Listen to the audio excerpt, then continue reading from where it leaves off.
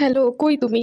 এই তো আছি, মাত্র বাসায় আসলাম। সারাদিন কোনো ফোন নাই, কিছু না। তুমি আমার একটু খোঁজ খবরও নেও না। সারাদিন ব্যস্ত ছিলাম। তোমার ফোনও বন্ধ ছিল। ফোনে চার্জ ছিল না, লিগে বন্ধ ছিল। তোমায় না কইছি কারো ফোন দিয়ে জানাবা তোমার ফোন বন্ধ হয়ে গেলে।